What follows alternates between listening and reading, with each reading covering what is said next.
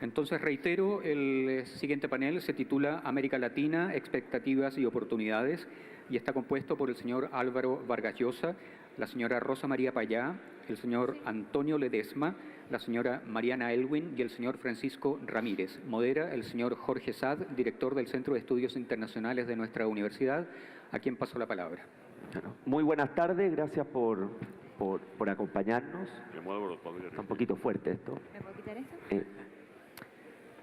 Vamos a ir esperando que gradualmente la gente se reincorpore en el seminario.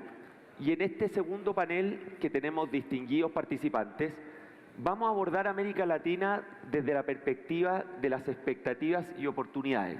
Vamos a mirar un poco cómo viene la mano en nuestra región. Quiero comentar además que para la Universidad Católica agradece la colaboración y la organización de Fórum 2000 de la Fundación para el Progreso y de Solidaridad Democrática, y para esta universidad tiene un tremendo valor hacer este tipo de actividades, porque aquí estamos reuniendo y reflexionando en torno a la región con distintos líderes de los países. Nuestra universidad tiene un compromiso público relevante y por lo mismo para nosotros es un honor poder ser anfitriones de una actividad tan importante como cuáles son los destinos de nuestra región. Una región que hoy día enfrenta una situación de incertidumbre, tiene un nivel de elecciones presidenciales hasta el 2019, como hace mucho tiempo no ocurría, con proyectos presidenciales radicalmente distintos en sus propuestas y con una crisis de confianza en las instituciones públicas que se ha venido acrecentando en los últimos años.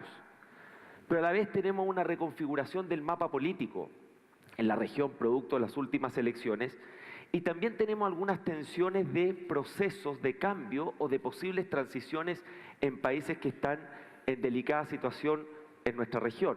Nicaragua, la situación de Venezuela, lo que está ocurriendo en Cuba. Con el panel que tenemos hoy día, quiero yo que podamos conversar con el público cuáles son entonces estos desafíos, cuáles son las expectativas y dónde están las oportunidades en lo que viene hacia el futuro. Voy a partir contigo, Álvaro, para que nos des una mirada de cómo ves tú la región Latinoamérica hacia adelante. Cómo no, muchas gracias, Jorge. Es un lujo para mí compartir este panel con todos ustedes. Muchísimas gracias. Por supuesto, gracias a Fórum 2000 y a la Universidad Católica por servir de marco a esta interesante conversación. A ver, hay tantos asuntos dando vueltas por América Latina que evidentemente no hay tiempo para abarcarlos todos. Mencionaré dos o tres que creo que en este momento deben preocuparnos mucho, pensando no solo en el presente, sino, y entiendo que es la idea del panel, en el futuro inmediato. Un primer problema que es evidentemente el más urgente, el más inmediato y el más dramático de todos, es cómo hacer que el sistema interamericano, que es un sistema que tiene previsto combatir a las dictaduras, esté en condiciones de aplicar aquello que en teoría se supone que defiende y representa. Todavía no hemos logrado que los instrumentos del sistema interamericano tengan una plena vigencia en América Latina. Es decir, me podría pasar la mañana haciendo una lista de todos los instrumentos que se tienen. Mucho antes que la Carta Interamericana existía la Carta Fundacional de la OEA. Basta leerse la Carta Fundacional para darse cuenta de qué manera flagrante ha sido violada por todos los países, algunos de ellos representados aquí. El artículo 9 de la Carta Fundacional, solo con aplicar el artículo 9 de la Carta Fundacional podríamos en América Latina combatir con cierta efectividad a esas dictaduras, para no hablar del artículo 20 y el artículo 21 de la Carta Interamericana, que son mucho más conocidos, y toda la Convención de Derechos Humanos que citó el presidente Quiroga hace un momento. De modo que a escala latinoamericana ocurre lo mismo que ocurre en cada país, y es un divorcio enorme entre las instituciones y la capacidad de hacer que esas instituciones tengan plena vigencia. Hay en estos momentos una dificultad, yo creo que no insuperable, pero evidentemente muy importante, para que el sistema interamericano sea digno de ese nombre. Creo que este es un primer gravísimo problema.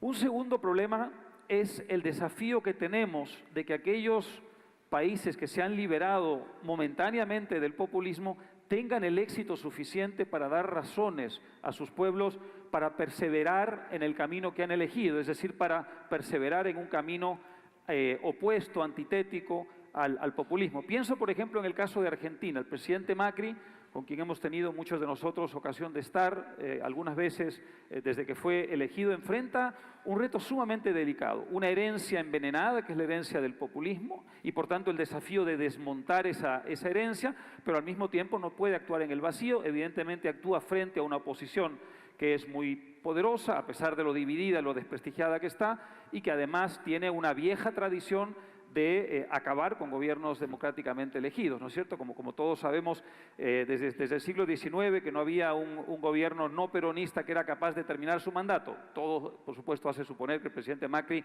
va a ser el primero en muchísimas décadas en terminar ese mandato. Pero ¿a qué voy? A que si el presidente Macri no logra, en medio de ese contexto enormemente hostil, llevar a cabo las reformas que permitan liberar la energía creativa del pueblo argentino y desmontar la herencia populista, va a sobrevenir una nueva frustración, y esa frustración puede abrir las puertas al populismo una y otra vez. Solo ayer hemos visto que se ha producido en el campo financiero y en el campo del mercado cambiario una crisis en Argentina significativa, cuyo origen en realidad es exactamente ese: la dificultad que tiene el presidente Macri, no porque no tenga las ideas claras, las tiene sumamente claras, y su gabinete de ministros también, sino la dificultad que tiene en la práctica para ir desmontando la herencia populista, porque tiene enfrente todavía, evidentemente, a un populismo muy activo. Ese es un tema muy importante, que estos gobiernos que van en la buena dirección tengan el éxito que, por ejemplo, no tuvieron en los años 90 gobiernos antipopulistas que ofrecían también una perspectiva de futuro. Ese fracaso, el de los años 90, abrió las puertas a la ola de populistas que han dominado América Latina en gran parte en la década de 2000. Se ha creado una nueva oportunidad. Es muy importante que todos ayudemos a estos gobiernos bien orientados a tener éxito. Menciono, porque sé que el tiempo es breve, un tercer asunto que me preocupa enormemente, que es Brasil. Brasil es la gran potencia sudamericana y, en cierta forma, la gran potencia latinoamericana. Es una economía de casi 2 billones de dólares, 2 trillones en inglés, y evidentemente su peso desde el punto de vista político, geopolítico, económico, demográfico, es enormemente gravitante. Lo que pase o deje de pasar en Brasil nos interesa a todos. En Brasil hay razones para un optimismo moderado, pero solo moderado. Evidentemente, Brasil también padeció los estragos del populismo dentro del sistema democrático, a diferencia de otros de los países aquí representados, obviamente Venezuela también, pero es un país que se condujo dentro del sistema democrático de un modo tremendamente irresponsable desde el punto de vista de la administración pública, por razones éticas evidentes y también por razones de muy mala gestión, contaminada esencialmente por el populismo. Se produce una reacción popular, una reacción muy importante que empieza en la base social y que luego tiene una repercusión casi inmediata en una élite judicial, en una instancia muy importante que en otras partes de América Latina no cumplió su rol, pero que en Brasil decidió cumplir su rol, y gracias a ello ha empezado a purgar a muchas de las otras instituciones y al sistema político, también a la clase empresarial, de todas sus malas influencias y sus prácticas perniciosas. Pero Brasil está lejos de haber resuelto el problema, y lamentablemente en estos momentos lo que llama la atención es la ausencia de alternativas. ¿Por qué? Porque prácticamente toda la clase política está manchada. No solamente el Partido de los Trabajadores, el partido, digamos, laborista brasileño, que evidentemente es el primer y máximo responsable de lo que ocurrió en las últimas décadas, sino lamentablemente también el Partido del Movimiento Democrático Brasileño, que hoy día gobierna y ayer fue aliado del PT, y lamentablemente también el Partido de la Socialdemocracia Brasileña, que en condiciones ideales sería la alternativa de recambio para lo que está ocurriendo ahora, pero que desgraciadamente también es percibida como parte del mismo problema, y aunque no en la misma medida, también fue parte de ese sistema de prácticas corruptas. Y por tanto, Álvaro, lo que hay en Brasil es un vacío que todavía no ha sabido llenar una alternativa democrática que pueda devolvernos las ilusiones. Y podemos seguramente después volver al tema de Brasil en el panel. Alcalde de Ledesma, la gran pregunta que se hace sobre Venezuela, cuya crisis todos conocemos, cuyos mecanismos internacionales también están a la vista, es ¿cómo sale Venezuela de esta crisis? ¿Cuáles son los nudos críticos que hay que destrabar y cuál es el rol de la comunidad internacional? Venezuela sale de la crisis luchando. Yo quiero reivindicar aquí el coraje, la valentía el arrojo, la determinación del pueblo venezolano. Gracias a esa voluntad de lucha y de sacrificio es que se ha impedido que se consolide la narcotiranía, y lo vamos a impedir. El pueblo de Venezuela se va a rebelar el próximo 20 de mayo, esa es la respuesta que vamos a tener. Y cuando algunos me dicen que si nosotros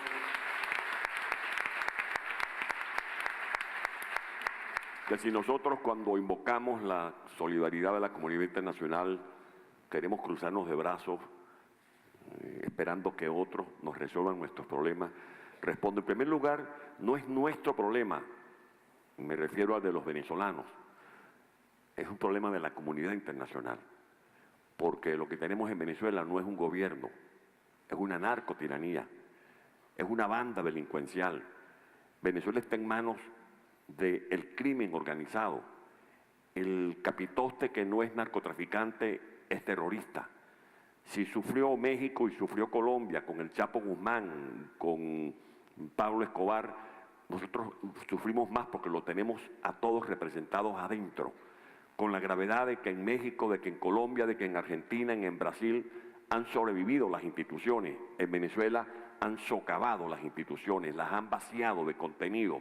Por eso las protestas, las vigilias, los actos de manifestaciones cívicas y democráticas se han estrellado contra un muro de un régimen que ha transformado el aparato judicial en una comisaría política donde los disidentes nos procesan, donde se criminaliza la opinión política.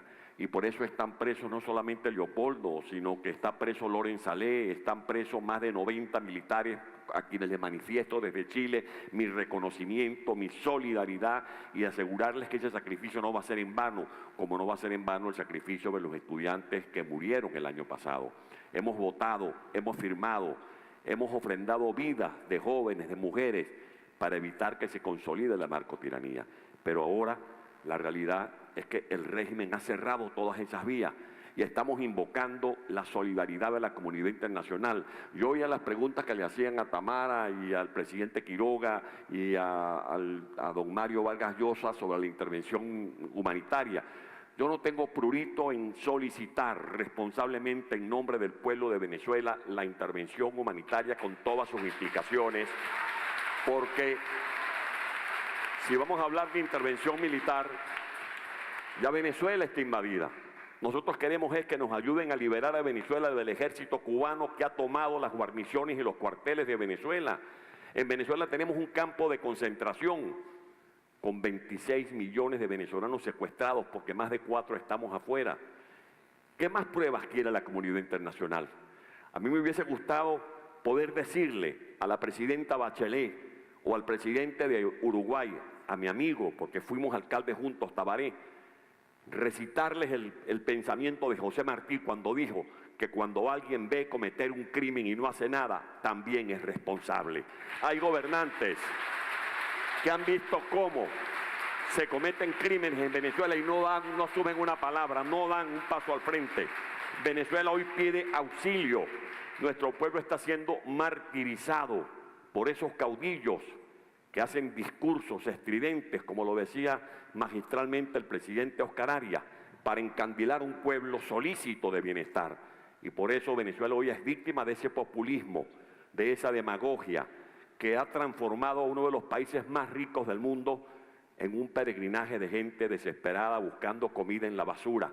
El país que tiene bajo la tierra las reservas de petróleo más grandes del mundo probadas, hoy tiene a un pueblo sumido en la más escalofriante pobreza. Cuando Chávez llegó al poder en 1999, 34% de familias estaban en condiciones de pobreza. Hoy, 87% de las familias venezolanas están arrinconadas en la pobreza. Cuando Chávez llegó al poder, el petróleo se vendía entre 7 y 10 dólares. El petróleo llegó a venderse en más de 90 dólares, incluso en 130 dólares. Hoy Venezuela es el país con la deuda pública externa más grande del mundo. Más de 300.000 niños están condenados a muerte, o por lo menos, si sobreviven, a un desarrollo atrofiado porque acusan desnutrición crónica. Mueren diariamente, como lo decía Tamara, mujeres que tienen cáncer de mama porque no tienen acceso a servicios de quimioterapia. 43 jóvenes mueren a manos del AMPA común, porque en Venezuela la criminalidad es una política de Estado. El régimen, que no le basta haber convertido nuestra Fuerza Armada en una guardia pretoriana, ha formado grupos parapoliciales y grupos paramilitares para hostigar a la disidencia. Entonces, Bolívar fue injerencista porque fue a Perú, porque fue a Panamá, porque fue a Ecuador a liberar a Venezuela. Fue injerencista a Venezuela cuando surtía a los tanqueros de Estados Unidos para luchar contra Hitler. Estuviéramos hablando todos alemán si Winston Churchill no hubiese asumido la responsabilidad de salvar a la humanidad, como nosotros estamos pidiendo hoy a la comunidad internacional. Por favor, ayúdennos a salvar lo que nos queda de patria en Venezuela. Gracias, alcalde.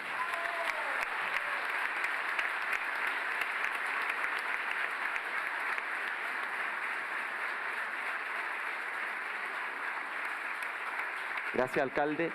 Quiero, alcalde, cuando volvamos al tema de Venezuela, que piense usted cuáles son esos mecanismos, cuando sigamos con el tema, y acciones de comunidad internacional que usted ve efectivos hacia el futuro para ayudar a Venezuela a salir de la crisis. ¿Cómo no? Y quiero seguir con Rosa María, donde en Cuba sabemos que hubo un cambio de presidente hace pocas semanas, y Rosa María ha venido a lo largo del mundo planteando cuáles son las urgencias, las necesidades que hay en Cuba, y quiero que tú puedas compartir con la audiencia cuál es la situación hoy día de Cuba y dónde también, viendo este panel que se proyecta hacia el futuro, vemos caminos de salida, de transición, de cambio.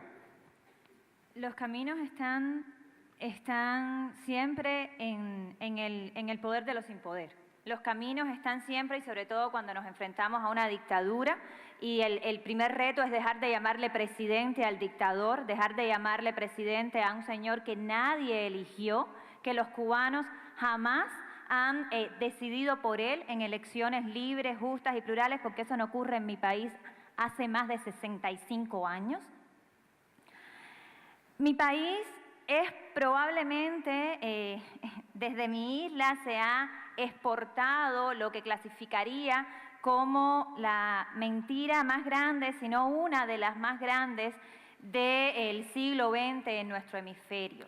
La exportación de la llamada Revolución Cubana, el marketing que se hizo, el mito que capturó la imaginación de muchos intelectuales, de sociedad civil, de pueblos latinoamericanos, también atravesados por otros flagelos como la desigualdad, como la corrupción, como aquellos que llegaban al poder para robar y no para servir a sus pueblos. Bueno, todo eso, todas esas falencias las utilizaron los dictadores cubanos, unidos al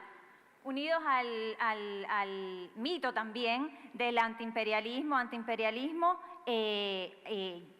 norteamericano, porque al mismo tiempo le estaban vendiendo el país a la Unión Soviética, pero tejiendo una narrativa que puso un velo ideológico también entre los ojos de nuestros hermanos latinoamericanos y los cuerpos de los miles de fusilados cubanos, los cuerpos de las decenas de miles de presos políticos, hoy todavía decenas de presos políticos en las cárceles cubanas, y no menos decenas de miles de desaparecidos en el mar o en las costas a manos de los guardias cubanos para que no escaparan del país.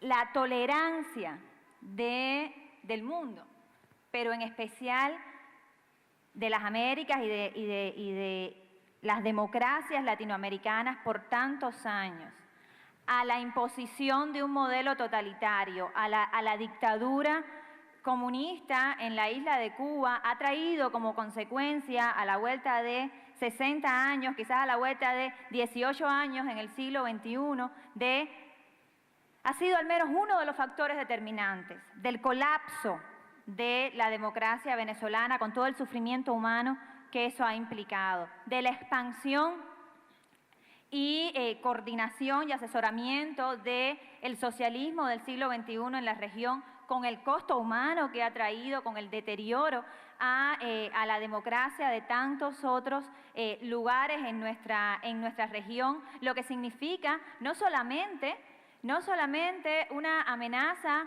y bueno, ya de hecho una imposición para los países que están sufriendo esta metodología, como es el caso más dramático, Venezuela, pero como puede ser también Nicaragua, como puede ser también Bolivia, sino una amenaza a toda la estabilidad democrática de la región, una amenaza a la seguridad nacional de cada uno de nuestros países, porque no operan solos, porque no se circunscriben a las fronteras de sus países, por su conexión con el crimen organizado, por las migraciones forzosas que producen casi de manera inmediata todos estos regímenes. Y por tanto, cuando volvemos a Cuba, ¿a dónde volvemos? Volvemos a la continuidad de la mentira. A un país en el cual hace unos días el dictador Raúl Castro designó a dedo a un testaferro para poner en la cabeza del Consejo de Estado y de ministros, y los cubanos tenemos que soportar que le digan presidente a un hombre que nosotros jamás escogimos. El reto para nosotros como cubanos es continuar aumentando la presión interna. El reto para América Latina es tomar una actitud responsable contra aquellos que han sido el origen, porque sí, hay un cáncer que tiene que ver con la corrupción, hay un cáncer que tiene que ver con la inseguridad. Tamara hablaba de la inacción, el velo ideológico que nos han impuesto por mucho tiempo. Las dictaduras no son de derecha ni de izquierda, las dictaduras son simplemente dictaduras porque los derechos humanos no tienen color político. Eso lo decía mi padre y le costó la vida hace 6 años a manos de la seguridad del Estado del régimen cubano. Hay otro cáncer en la región y ese cáncer tiene que ver con el aparato de inteligencia que formó primero la KGB, luego la Stasi, y que cuando colapsó la Unión Soviética, esa que no parecía que iba a colapsar, fundó, junto con Lula da Silva, Fidel Castro en Sao Paulo, el Foro de Sao Paulo. Y con esa plataforma, con la coordinación del aparato de inteligencia cubano, ponen en el poder o ayudan a llegar al poder a Hugo Chávez y luego con los recursos del pueblo venezolano imponen una nueva narrativa con toda una metodología antidemocrática en la región. El reto sigue siendo atacar también el origen del mal. El reto sigue siendo no mirar tanto a los poderosos que quieren hacer lo que sabemos que quieren hacer los dictadores, quedarse en el poder y quedarse con todos los recursos y quedarse con todos los privilegios, sino mirar a los pueblos.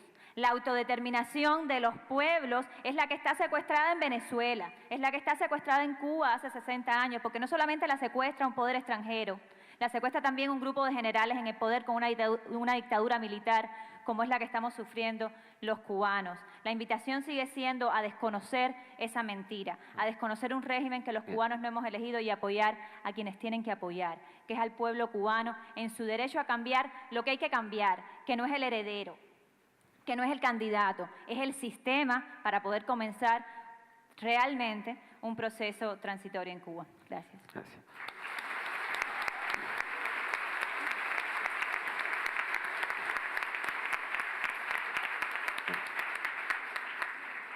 Como ustedes saben, Mariana, que está aquí a mi izquierda, ha tenido un rol político importante en Chile, tanto desempeñando cargos públicos como en las acciones que ha llevado el último tiempo.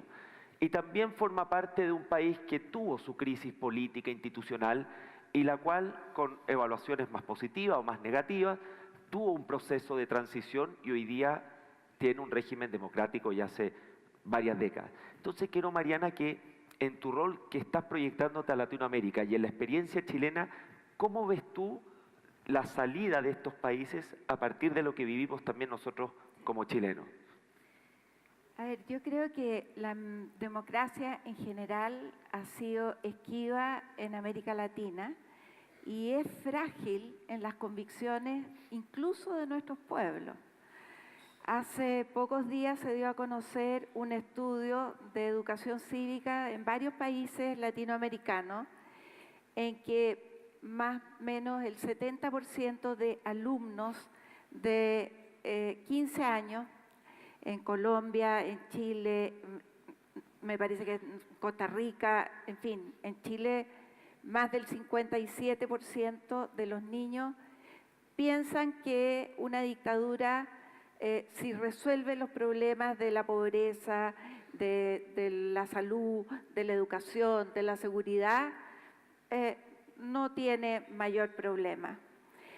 Y entonces yo veo en los casos que estamos viviendo tan dramáticos de Venezuela, Venezuela que hace 20 años era el país más desarrollado de América Latina y que uno jamás pensó que podría estar en esta situación.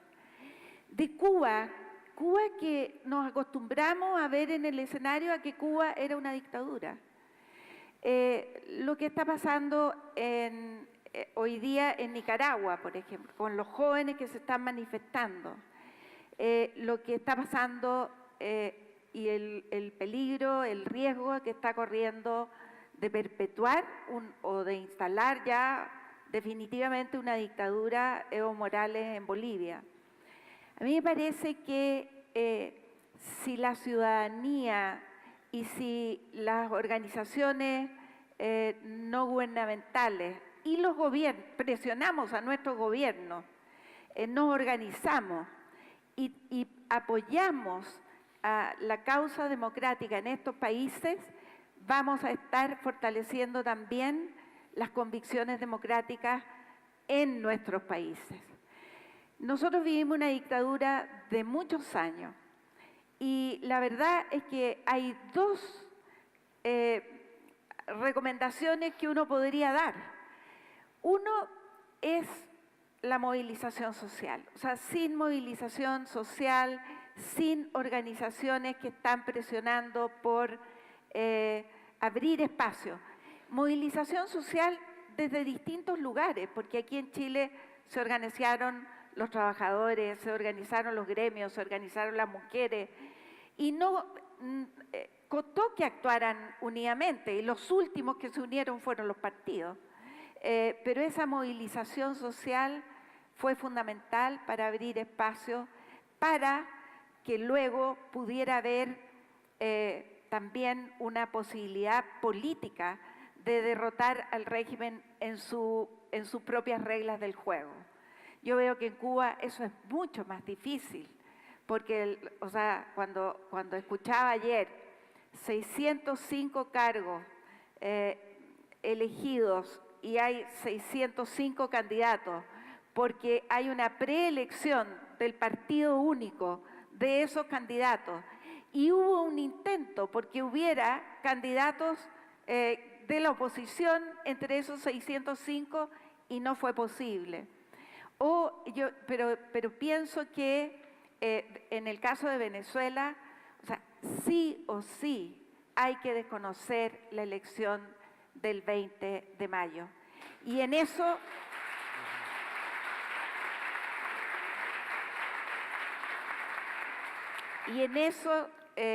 los pueblos, las organizaciones sociales y los gobiernos democráticos de Latinoamérica tienen que ser firmes. O sea, a mí me duele que Suiza o la Unión Europea sea más firme que los países latinoamericanos.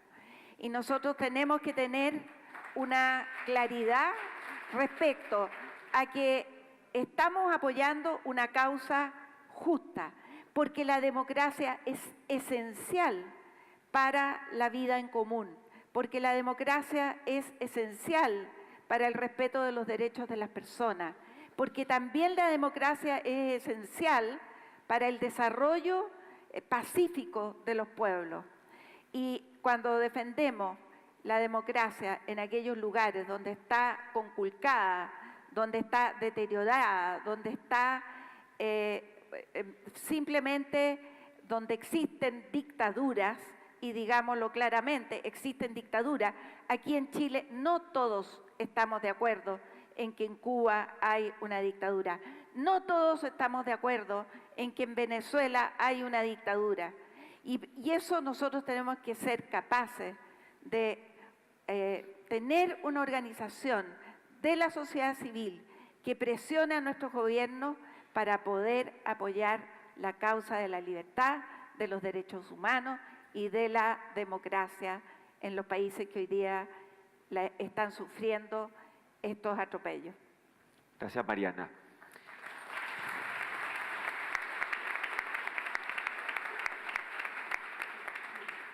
También nos acompaña en el panel Francisco Ramírez, que fue un dirigente estudiantil en esta universidad y que participa en la Red Latinoamericana por la Democracia.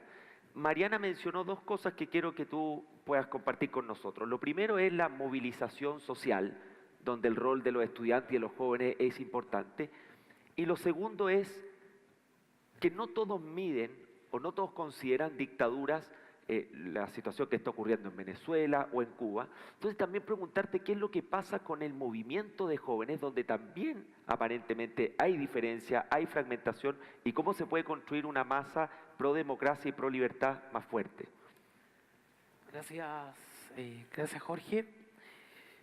La verdad es que este último tiempo, a través de la Red Latinoamericana de Jóvenes por la Democracia, me ha tocado participar de distintas instancias en las que he conocido a jóvenes de toda Latinoamérica. La primera se dio en marzo, que tuve el honor de participar del premio Osvaldo Payá en la casa de Rosa María. También más adelante me tocó compartir en Lima con muchos jóvenes de la red. Y por último, ahora en Fórum 2000 Solidaridad Democrática, también he tenido la oportunidad de conocer a distintos líderes latinoamericanos. Y en ese sentido, uno puede ver cómo la solidaridad se aplica en ellos, cómo finalmente los jóvenes latinoamericanos saben lo que está pasando en el resto de su continente, cómo se activan y solidarizan entre ellos para solucionar los problemas que hay afuera. Y eso lo pongo en contraste, lamentablemente, con lo que pasa en Chile, o al menos yo lo percibo así. Básicamente, por algo que decía Mariana, por esta normalización de lo que está pasando afuera. Y esta normalización pasa, por ejemplo, en cómo nosotros enfrentamos el debate público. Y nosotros cuando enfrentamos el debate público y hablamos de Cuba, hablamos de Venezuela, hablamos de Nicaragua, se nos ridiculiza, se nos caricaturiza. Y se nos dice, pero ¿cómo sigues hablando de Cuba? ¿Cómo sigues hablando de Venezuela? Si al final son países que nosotros jamás vamos a llegar a ser como ellos. Y eso es otra pata. O sea, nosotros nos vemos revestidos de una suerte de halo democrático y que nosotros jamás vamos a llegar a esa posición en particular. Y probablemente 20 años atrás los jóvenes venezolanos también pensaban lo mismo. Decían, pero ¿cómo si nosotros jamás vamos a llegar a ser como Cuba? Y al final esa normalización es lo más complejo que hay en una sociedad. Y más aún se viene por parte de los jóvenes. Y esto lo pongo en distintos ejemplos, porque se da de forma silenciosa, se da en detalles, pero se da. A mí, como decía Jorge, en el 2015 me tocó competir acá en la Universidad Católica por la Federación de Estudiantes y en primera vuelta enfrentamos a los movimientos que son partícipes de la política universitaria acá en la Universidad Católica y en particular a Crecer UC, un movimiento de izquierda que hasta ahora ya no compite en las elecciones, desapareció, pero que en su momento, al pasar a segunda vuelta, cantaba feliz y se jactaban de ser hijos de Guevara, hijos de Chávez e hijos de Fidel. Probablemente a ellos les causaba gracia, probablemente era una broma. Pero para quienes no es una broma, es para los venezolanos, para los cubanos que han sufrido el legado de Chávez, el legado de Guevara y el legado de Fidel. Y recibimos distintos apoyos, por ejemplo de Rosa María, por ejemplo de Hazel Iglesias también, un dirigente venezolano que nos acompaña hoy en Chile, y vemos cómo ese tipo de cosas se repiten. Se repiten también en la medida que, tal como decía Mariana, cerca del 57% de los jóvenes en Chile de 15 años valida o aprobaría una dictadura. Y lo vemos también en las generaciones jóvenes, que supuestamente son el recambio generacional, y hoy día nos dicen que lo que vive Venezuela, que lo que vive Cuba, son lamentablemente inestabilidades democráticas. Y ahí nosotros no podemos converger. Nosotros no nos damos cuenta cómo ellos están cayendo en falsedades, cómo ellos no se pueden dar cuenta de lo que realmente se vive en Cuba o en Venezuela, lo que se vive en Nicaragua y lo que lamentablemente se podría llegar a vivir en Bolivia. Y eso nos llama a nosotros como jóvenes a poner una alerta especial, a decir, bueno, ¿cómo nos activamos nosotros para que esto cambie? Y ahí, como decían ustedes, el rol de la sociedad civil es fundamental. Nosotros tenemos que reconocer cuál es el rol que estamos cumpliendo hoy día y por más mínimo que sea, tenemos que ser partícipes de esos cambios. Porque si nosotros entramos en una lógica en que no condenamos fuertemente lo que pasa en el resto de Latinoamérica, ¿qué nos va a quedar a nosotros? Si por un tema político, por un tema estratégico, por un tema táctico, empezamos a decir que Venezuela en particular es una inestabilidad democrática, ¿cómo nosotros vamos a asegurar que el día de mañana esos jóvenes no reconozcan los límites que hay para la democracia en Chile? Y esa es la tarea esencial que nosotros tenemos que tomar desde la sociedad civil.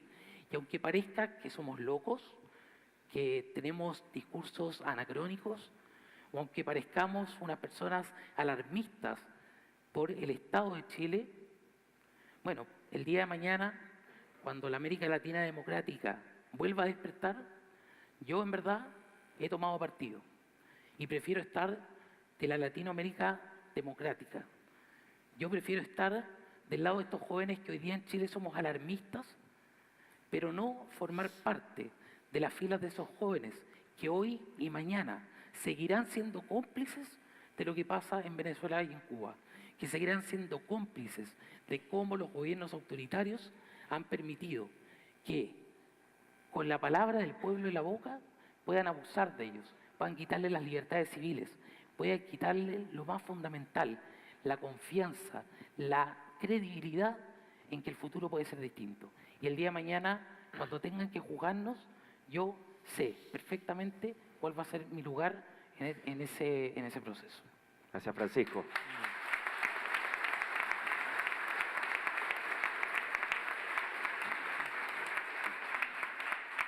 Voy a hacer algunas preguntas a los panelistas para que vayan respondiendo, más breve que en la primera parte, y también animar a ustedes a que preparen sus preguntas. Los jóvenes, vemos muchos estudiantes aquí que también podemos escuchar su voz hoy día.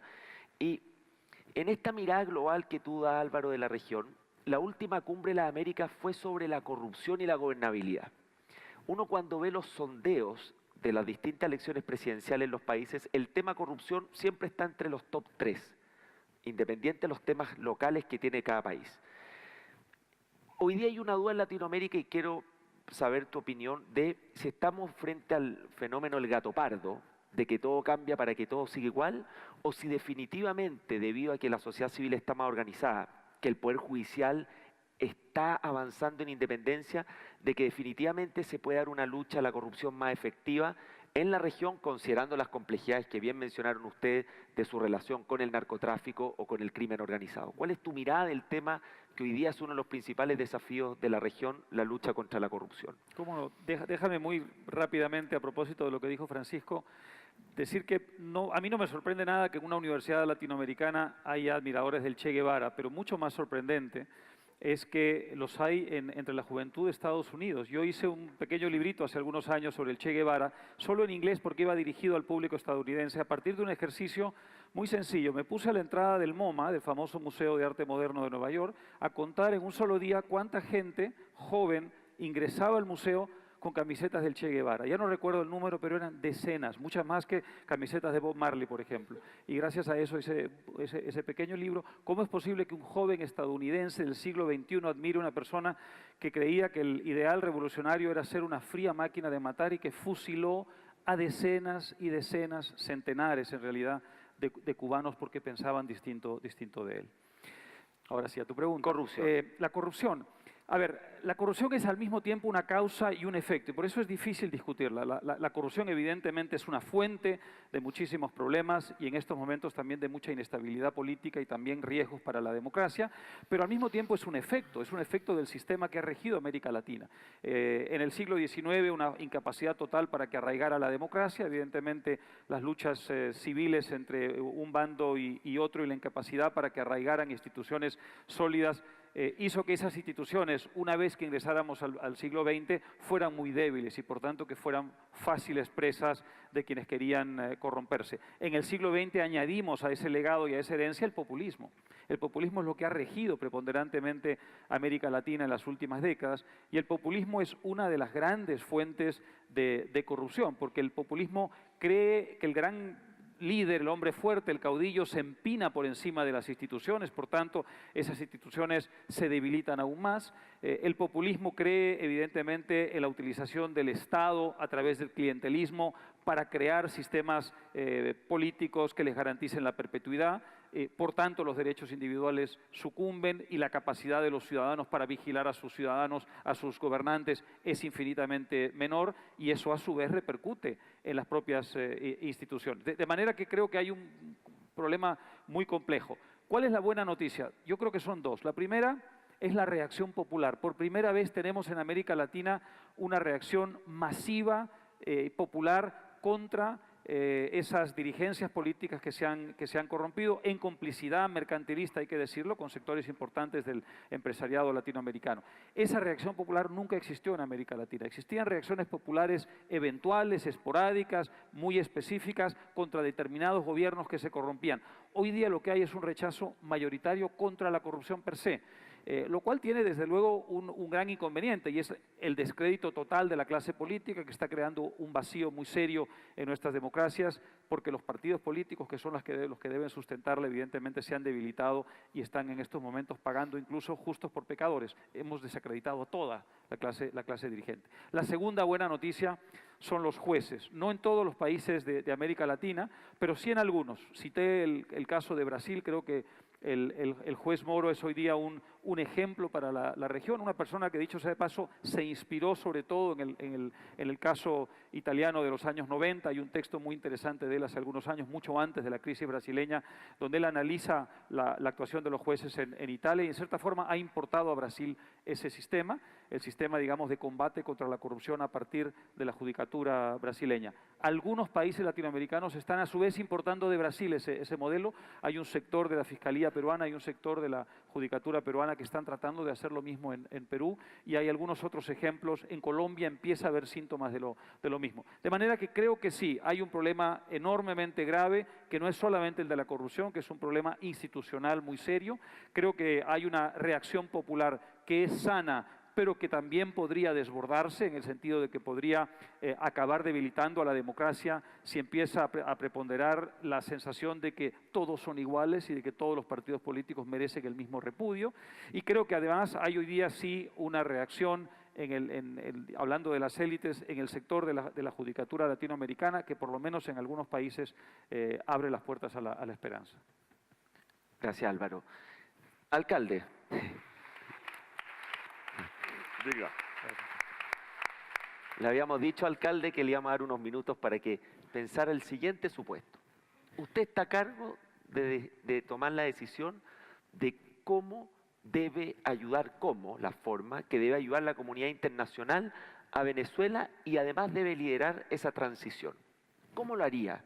¿Qué cree que hay que hacer para poder llevar adelante ese apoyo a la comunidad internacional en las formas, en las acciones?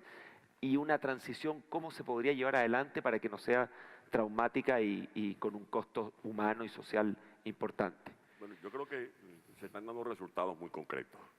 No es poca cosa que en la cumbre de Lima, que acaba de recordar Álvaro, el menú haya tenido como plato fuerte el caso de Venezuela. Y que al final los presidentes dejaron de voltear hacia los lados para tener como foco la tragedia o la catástrofe humanitaria que tenemos en Venezuela. No es poca cosa que Canadá, que Estados Unidos, que Europa, incluso Suiza, dejaron de hacerse los suizos para también dictar medidas sancionatorias contra la banda delincuencial que tenemos en Venezuela. ¿Qué pedimos? Bueno, si lo han hecho allende los mares, Alemania, Inglaterra, Luxemburgo, Francia, España, que están muy lejos de Venezuela, que no tienen la sangre latinoamericana, que no tienen el mismo compromiso histórico, ni el mismo reto hacia el futuro con Venezuela, lo que pedimos es que América Latina siga el ejemplo de Estados Unidos, de Canadá, de Europa, y por fin dicten también sanciones personalizadas contra los que son responsables. ¿De qué? De narcotráfico. Yo no estoy inventando nada. Yo no vengo aquí a hacer amarillismo. Desde el presidente de la República en Venezuela están relacionados con el narcotráfico. Es más, le digo algo, si la Brigada Antinarcóticos de la DEA hace una redada en Venezuela, se trae medio gabinete, porque casi todos están involucrados con el narcotráfico. El vicepresidente de la República, el ministro de Relaciones Interiores, denuncias de los narcotraficantes que están detenidos, que han contado con detalle cómo están en la nómina de los cárteles de la droga. Y el que no está en el narcotráfico está en el terrorismo, o son responsables de crímenes de lesa humanidad. ¿Qué pedimos?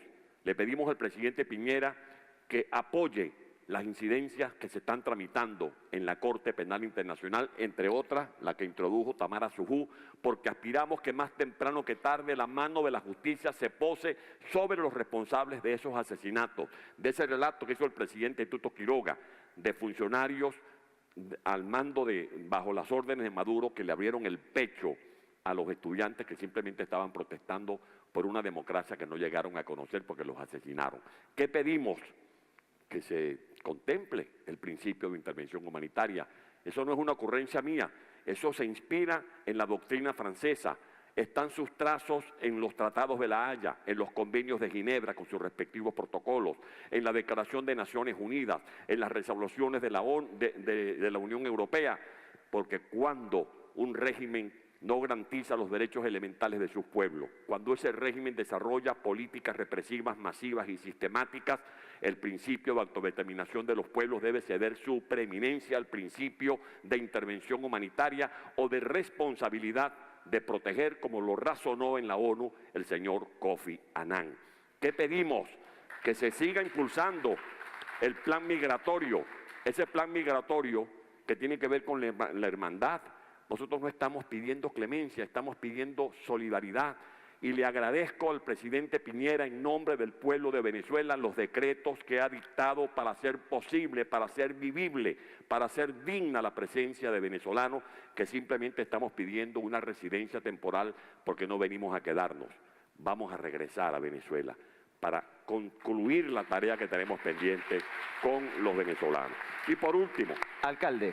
Por último. Ya. Ajá, diga. Sí. Diga su por último y yo le hago una pregunta muy breve. Yo a las puertas, cuando venía con el presidente Oscar Arias, con mi esposa y había un grupo haciendo una protesta, inspirados incluso en Maduro, tengo entendido, y plantean por las necesidades de las mujeres populares, los pobres de Chile, protestamos contra las migajas de esta democracia. Ojalá las migajas de esta democracia las tuviera el pueblo de Venezuela. Dios libre a Chile del populismo. Dios libre a Chile del populismo. En Venezuela tenemos la inflación más alta del mundo. En Venezuela, un hombre como tú, una mujer como Mariana, que trabaje 30 días al mes, recibe como salario $3.50. Eso es un salario de hambre. Yo oigo al presidente Piñera hablar de la educación temprana. Maduro habla en Venezuela de la muerte temprana, porque los niños de 0 a 5 años están sentenciados a desnutrición crónica. Yo oigo al presidente Piñera hablar de empleos con calidad, que ese es el mejor subsidio que un gobierno puede darle a sus ciudadanos, educación, para que se sirvan a sí mismos y le sirvan al país. En Venezuela tenemos un régimen que ha prometido el hombre nuevo, y el hombre nuevo es el Homus Cla, una cajita para que la gente sobreviva en la miseria, para que sobreviva en la pobreza. Contra eso es que estamos luchando. Y contra esa infección es que tenemos que desarrollar políticas de participación de los jóvenes. Que los jóvenes no se dejen atrapar por los humos de la antipolítica, sino que asuman la política. En la medida en que más jóvenes estudien, se preparen y lleven a los partidos políticos sus ideas, su política, su posición contestataria, vamos a poder hacer política decente, política con P mayúscula, y vamos a tener mayores escenarios de participación ciudadana. Muchas gracias.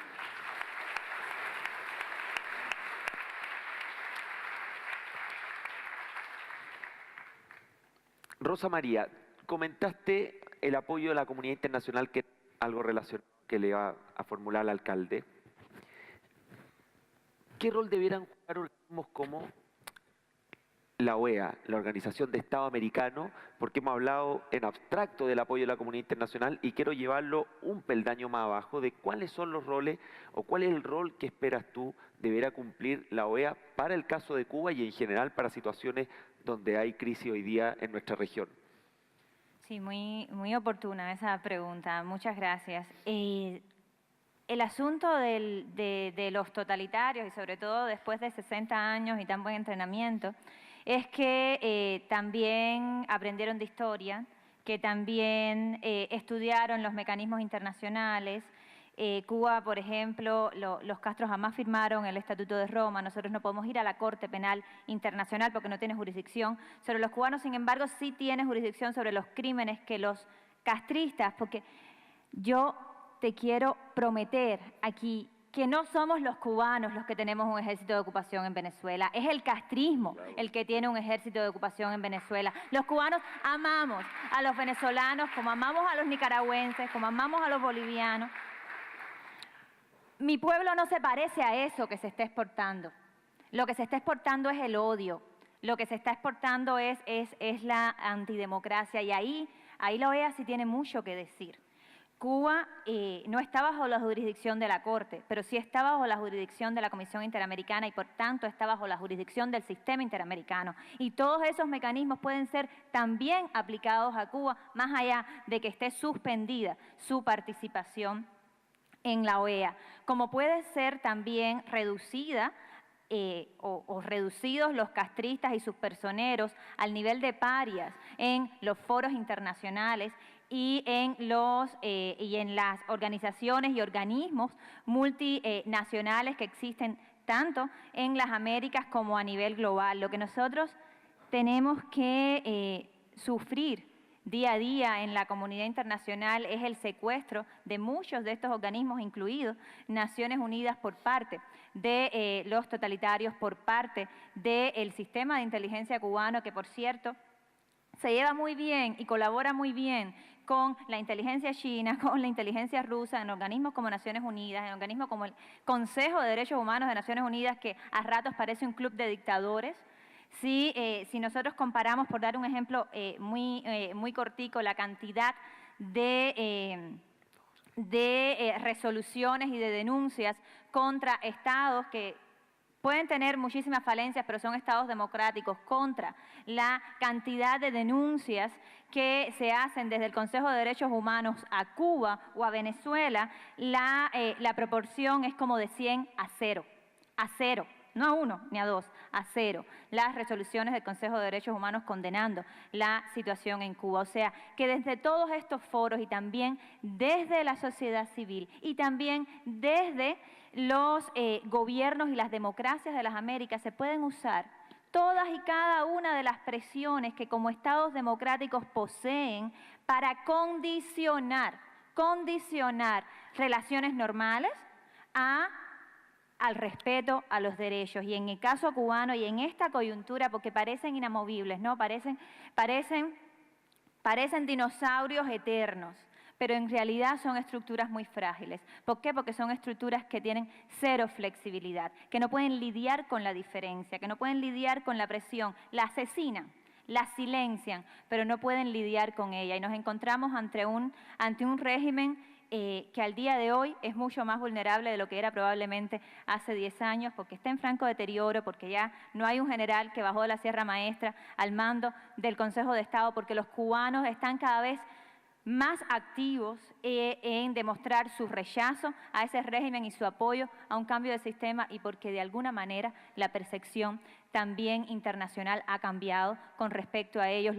Esas presiones tienen que ir en la dirección de desconocer un régimen, un gobierno, una Asamblea Nacional, un Consejo de Estado que los cubanos no hemos elegido, y de apoyar el derecho a decidir de los cubanos, a decidir cambiar el sistema. ¿Cómo? Bueno, los chilenos conocen bien la fórmula, en plebiscito vinculante para cambiar una constitución que nos condena a todos a comunismo totalitario, a perpetuidad bajo la familia Castro y bajo el Partido Comunista, sabiendo que como bien nos advertía Mariana, la movilización ciudadana, la presión interna, los cubanos y su esfuerzo van a ser el factor determinante. Lo que también sabemos es que siendo factor determinante no es suficiente. Es necesario la presión internacional, es necesaria en Cuba, es necesaria en Venezuela, es necesaria en Nicaragua y es necesaria por el bien de todos los latinoamericanos. Muchas gracias.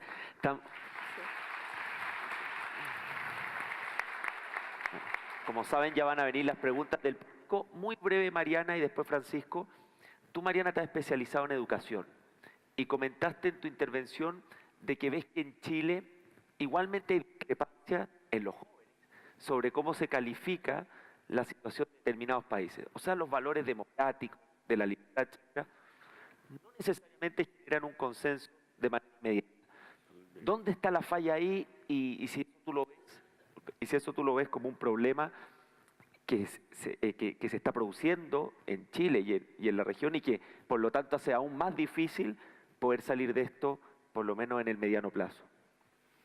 A ver, yo creo que en el caso de Chile, la generación anterior a la mía y la mía también, que hicimos o que vivimos la dictadura de Pinochet y que hicimos la transición a la democracia, dimos, de alguna manera, hubo 20 años o 25 años de gobierno muy exitoso,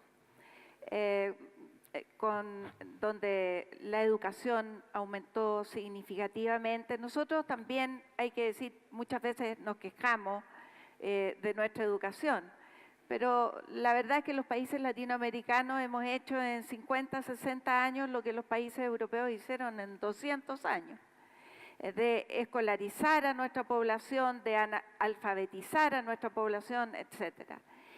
Pero de alguna manera yo creo que el gran problema que nosotros hemos tenido es que los mismos actores de la transición empezaron a dudar de lo que hicimos. Y entonces las movilizaciones de los jóvenes, nuevas generaciones, legítimas, demandando más cambios, más rápido, aquí hubo una generación de políticos que en definitiva decidió sumarse a esas manifestaciones en vez de defender lo que habíamos hecho. Y creo que ahí hemos tenido el principal problema que ha traído una desvalorización de la democracia, porque si tú desvalorizas lo que se ha hecho en democracia, terminas también desvalorizando a la democracia en sí misma. Ahora, sí me gustaría agregar dos cosas respecto a la experiencia chilena, que como ustedes ven, nosotros tenemos hoy día también un problema de cómo afirmar las convicciones democráticas en nuestra sociedad. Y tienen que ver con la corrupción, con el populismo, en fin, con todos los fenómenos que ya aquí se han dicho. Pero hay dos cosas que yo también deseo decir respecto a cómo hicimos la transición, de la cual muchos nos sentimos muy orgullosos, pero que hoy día está bastante desvalorizada.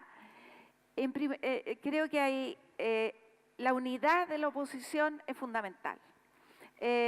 Nosotros nos demoramos en la unidad de la oposición.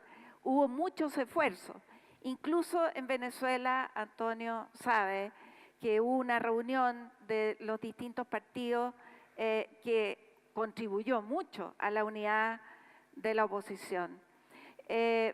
Y eso es un factor que se hace conversando, dialogando, generando confianza y estableciendo aquello que nos une por sobre aquello que nos divide.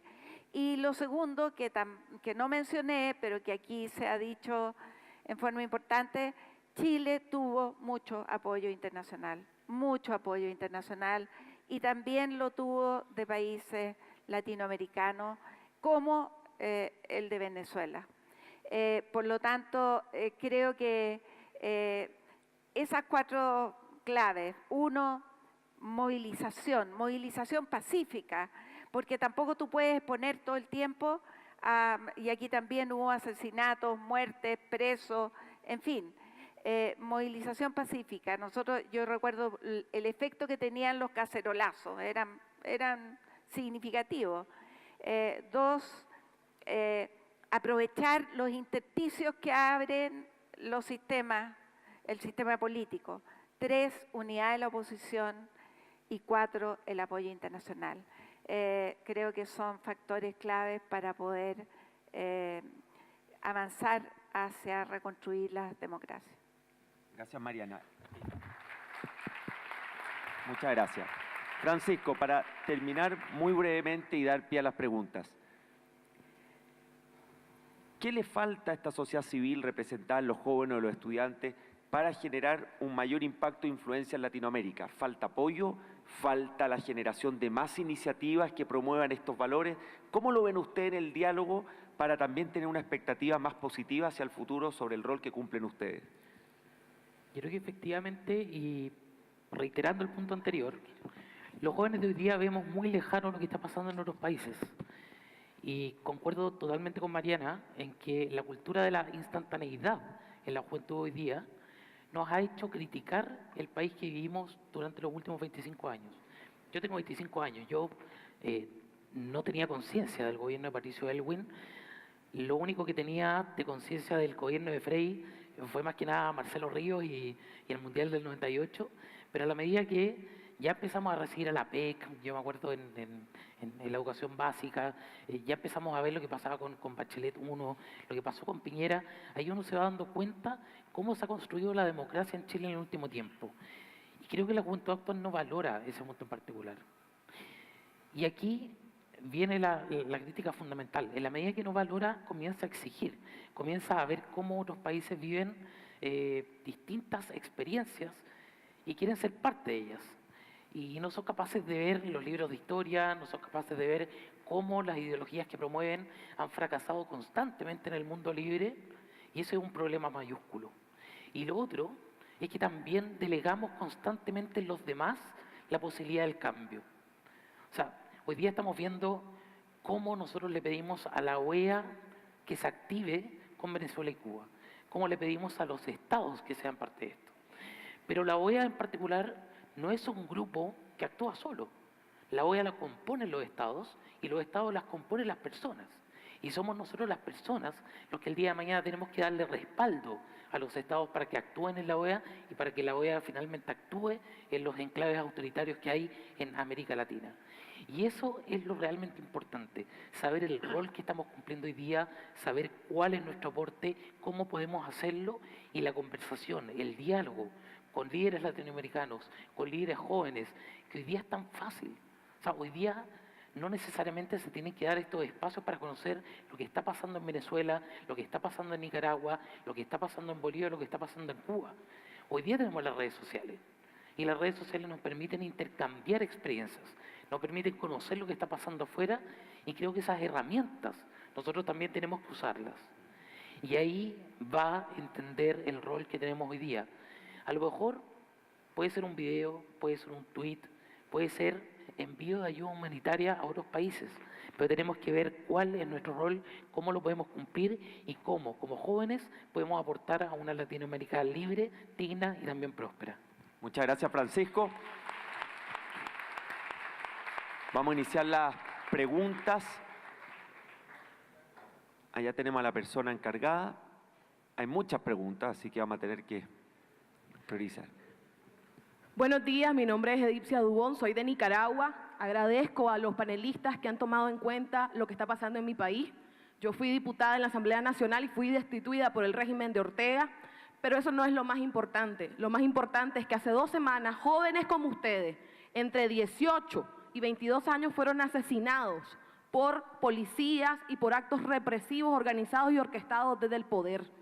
La democracia lo que permite es que se respeten los derechos humanos, que se pueda decir y disentir libremente. En mi país eso no es posible.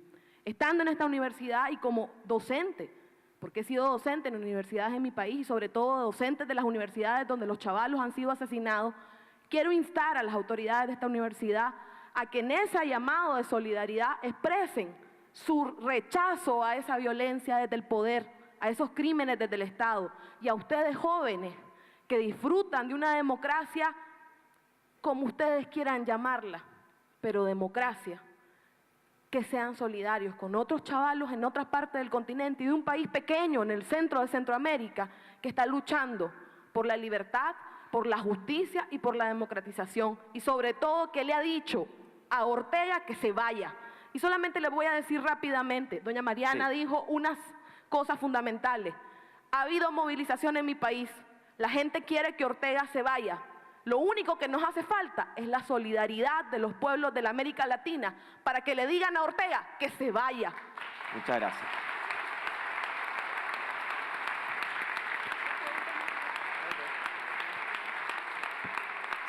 Si tenemos preguntas para los panelistas, ¿Aló? lo más breve posible para que podamos dar la palabra a un número razonable. Acá, gracias, profesor. Soy Simón Pinto, estudiante de Derecho de esta universidad y director ejecutivo de la Fundación Aula Cívica. Mi pregunta es para Mariana.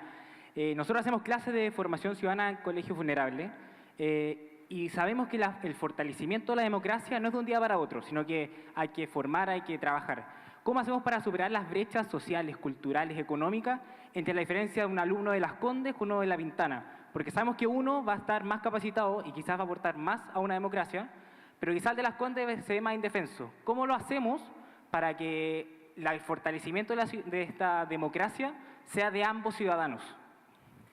Gracias, Simón. Sí. ¿Respondo al tiro? Sí. Hay una cosa interesante en este estudio que cité de educación cívica. Los jóvenes más favorables a que haya una dictadura para resolver los problemas o que no les importa que sea dictadura o democracias, el régimen que resuelva los problemas son los de los estratos sociales más altos. Entonces, ahora, sin duda, sobre la base, o sea, nuestro continente tiene problemas de fondo que tienen que ver con la desigualdad, tienen que ver con la corrupción, tienen que ver con la pobreza. Hay 170 millones de pobres.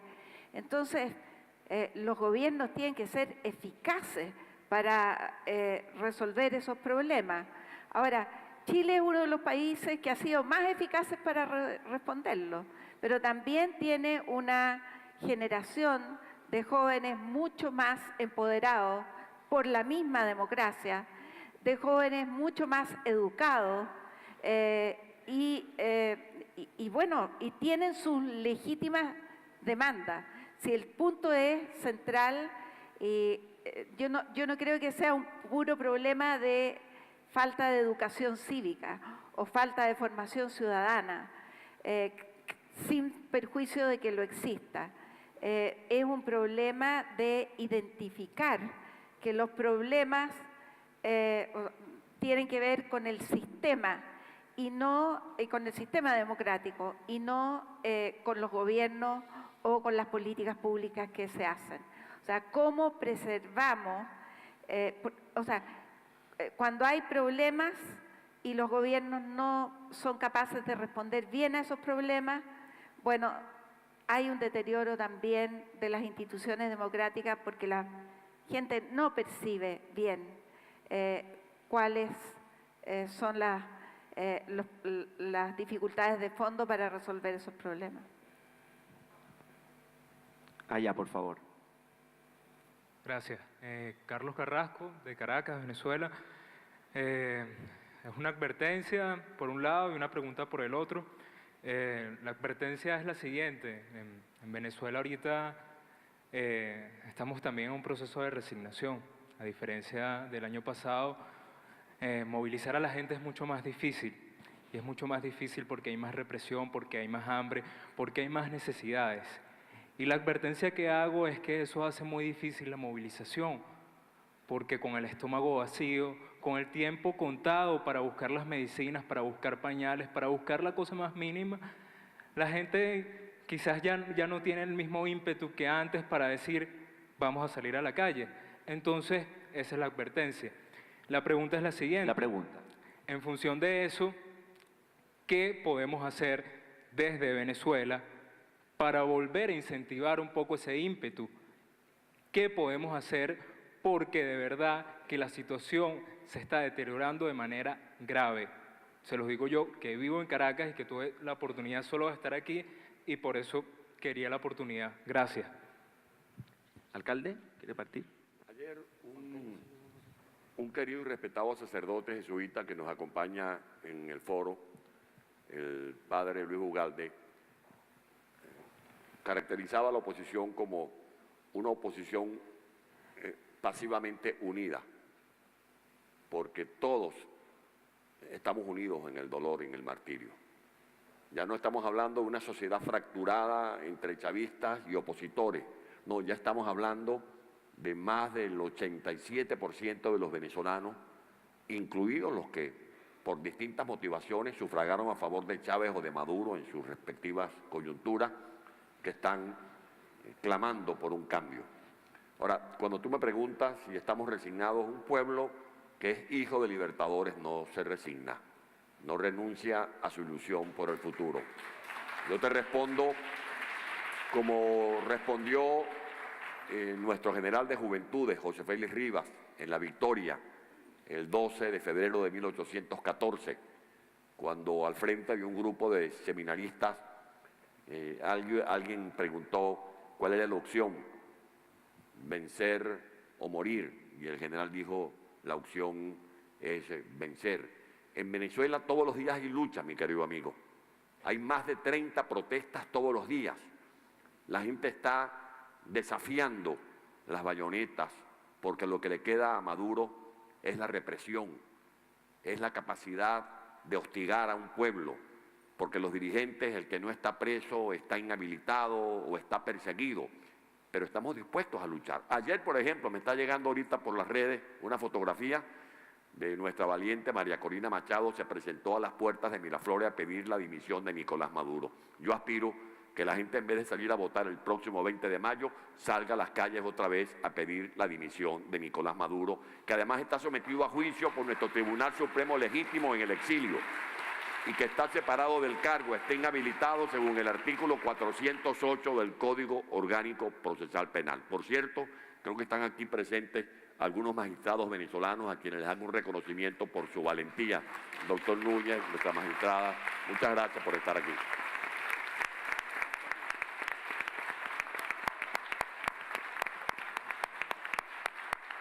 Tenemos la última pregunta ya. Está funcionando, ¿no? Se escucha. A Rosa Payá, mi nombre es María Cecilia Piderit. Tú dijiste que las dictaduras sean de derechas o de izquierda, eran todas iguales. Yo estoy de acuerdo contigo, salvo una excepción. Aquí en Chile, en el tiempo de la dictadura militar, el gobierno permitió el desarrollo y sacó de un caos que era muy similar a lo que tiene Venezuela hoy día. Era un desastre y el pueblo se movilizó y lo pidió. Por eso asumió el gobierno militar y permitió el desarrollo y después se lo entregó libremente al señor Elwin en el Congreso. Y eso no lo hace ningún dictador, si no seríamos hoy día peor que Venezuela. Solamente quería aclarar eso. Ya.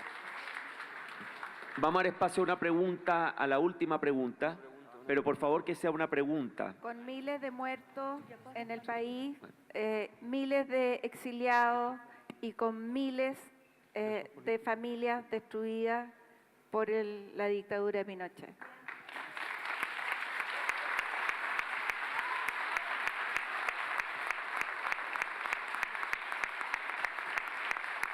La pregunta.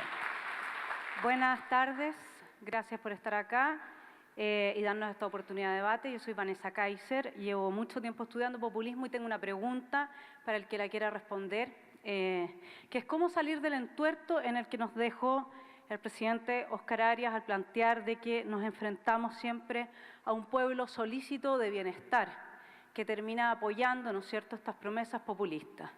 Un pueblo solícito de bienestar que por lo demás no recibe educación cívica normalmente. Felicito allá, digamos, después ojalá podamos conversar, al que ahora se le quiere prohibir, al menos en nuestro país, ya largo el debate, el tema de las clases en filosofía. Y cuando hay educación cívica y filosofía se usa para la hegemonía cultural de quienes están, digamos, a cargo de la educación, que normalmente son gente con poca tradición democrática. Entonces tenemos el problema de que a la gente la podemos sacar de la miseria y la pobreza de dos formas: el crecimiento o la política pública. Entonces yo les pregunto a ustedes, la política pública normalmente necesita de una torta que repartir. No puede haber populismo en Etiopía, ¿no es cierto? Entonces necesitamos una torta. Una vez que la repartimos, si nos quedamos sin nada, bueno, nos vamos a la tiranía. Luego, la otra opción es el crecimiento. Pero no hay crecimiento si no hay mercado. No hay mercado si no hay competencia.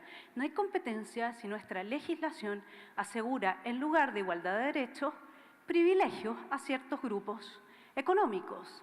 Entonces me gustaría saber qué piensan ustedes, cómo podemos salir de un entuerto como este. Gracias. Sí. Breve el comentario para que podamos responder esta pregunta y cerrar el seminario. Intentaré ser muy breve y yo creo, voy a intentar además responder a los dos comentarios, ¿no? Y tiene que ver con nunca caer en la trampa de justificar las violaciones a los derechos humanos. No importa.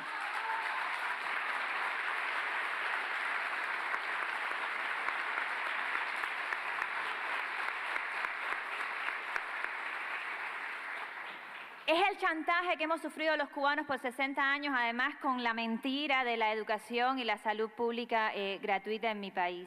Nada justifica los crímenes de lesa humanidad, nada justifica los asesinatos, las violaciones, las desapariciones, ni las chilenas, ni las cubanas, ni las venezolanas. Y porque también hay casos urgentes, como es el de Cuba, como es el de Venezuela, pero como es el de Nicaragua, yo sumo mis palabras a las de Edixia Dubón, para pedir solidaridad con las decenas de familias que han perdido a sus hijos durante la semana pasada en Nicaragua. Quiero regalarle a la universidad este libro, El régimen de Ortega, de don Edmundo Jarquín y un grupo de intelectuales nicaragüenses, porque lo que está ocurriendo en nuestra región, sí, por supuesto, y la señora que hizo la pregunta tiene un punto muy importante, ¿no? Tiene que ver con el desconocimiento que muchos en nuestros países tenemos sobre la democracia. Mi papá decía, ni el Estado ni el mercado pueden estar por encima de la libertad y los derechos de la persona. Ojalá sean esas. Y sea ese principio, el de los derechos de las personas, los que rijan nuestra política pública y nuestra manera después de hacer política en democracia. Muchas gracias. Gracias. Álvaro, ¿algo sobre el populismo? Muy brevemente, no puedo estar más de acuerdo con Rosa María. Denunciar las satrapías de Castro, Maduro y Ortega, defendiendo la de Pinochet, es caer en la hemiplegia moral de la que hablaba Jean-François Revel, un gran escritor francés. Hay que combatir a todas las dictaduras por igual, no hay dictaduras buenas, no hay dictaduras malas, todas las dictaduras, allí donde se violan los derechos humanos, se conculquen las libertades públicas, deben ser combatidas sin cesar hasta ser derrotadas. Creo que cualquier otra actitud es inmoral. Con respecto al populismo, daría para horas de conversación. Le digo solamente dos cosas. Primero, ningún país está vacunado contra el retorno o el rebrote del populismo. Mire usted lo que pasa en la Europa civilizada, mire lo que pasa en los Estados Unidos. Por tanto, la batalla contra el populismo la tiene que dar cada generación. En segundo lugar, y pensando en el caso de Chile, donde el populismo ha resurgido con relativa fuerza en los últimos años, creo que está ocurriendo algo que ya vimos en el caso español.